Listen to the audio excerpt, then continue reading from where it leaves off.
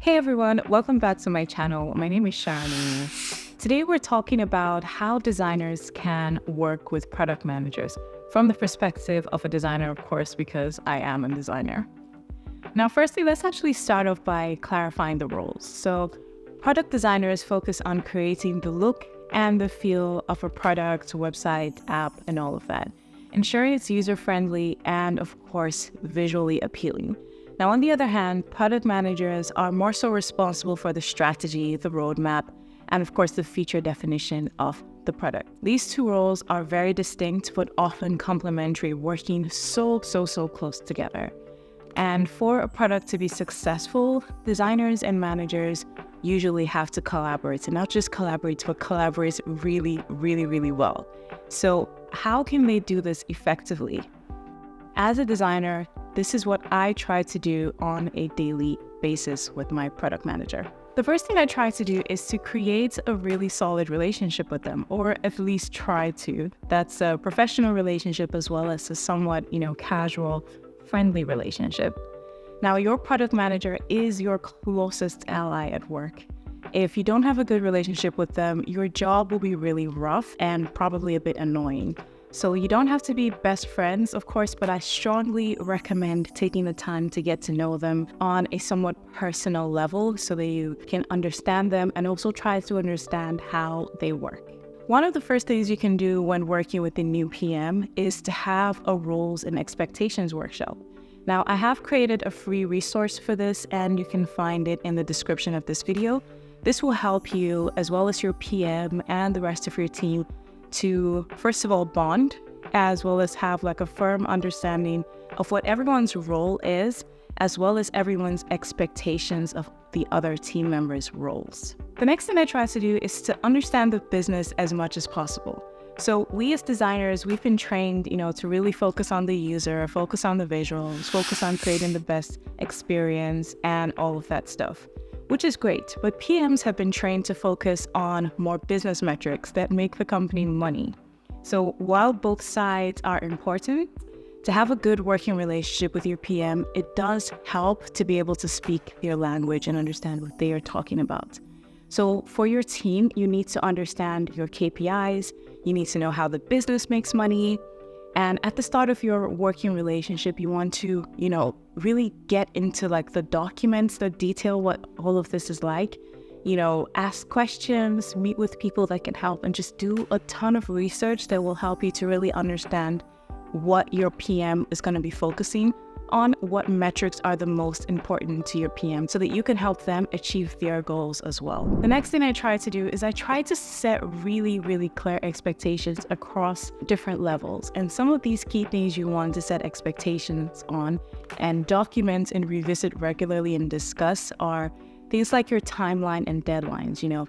How much time do we have to work on this project? When do the designs need to be ready? We also want to be clear on scope and constraints. Is this a minor tweak, or should we be treating this as like a major change? What are the boundaries? What are some things that, we shouldn't touch? What are some guardrails? Or what are some things that we absolutely want to explore changing? Do we have time for research? How much time do we have for research? We want to understand scope as much as possible on both sides. It makes the back and forth a lot less. The next thing we really want to understand with your PM is the assumptions and the hypothesis behind every project. What are we assuming? What hypothesis do we have? Do we have any data supporting this? And how, of course, do we test them? What does success look like? Understanding what success looks like is so important. The next thing I try to do is I try to carry my PM along from the start of a project till the very end. So every new project usually starts, say, in a document outlining, the project, the expectations, the expected outcome, the hypothesis that we just discussed, and other such details. Now, this doc is usually owned by the PM. When it passes to design, usually the next thing is probably to start working on, say, a user flow. Once you have something even as little as just a basic flow, please send it over to your PM. Get their thoughts, feedback, and make them feel involved in the process. One thing I learned earlier on in my career is that people like to feel involved. Your PM is your closest stakeholder, so one of the worst things you can do is to only involve them at the end. So try to include them from the earliest stage of your design process and carry them along up until the very end of the project. The next thing I always try to do is to set boundaries and push back. Now, you remember how I said you should involve your PM through the entire process? Yes, absolutely, do that. While that is very true, this does not mean that you allow your PM to dictate how everything goes. They also need to depend on you to bring your expertise. So you always have to remember, you're the design expert, and you must have that confidence in yourself to know when to insist that you are in a better position to make a design-related decision. Outside of the actual design, of course, your opinion matters in other respects as well. So you can make sure that you're giving your opinion on, the strategy, the execution, and all of that. Whatever happens, make sure you're speaking up, you're giving your opinion, and you're pushing back when you need to.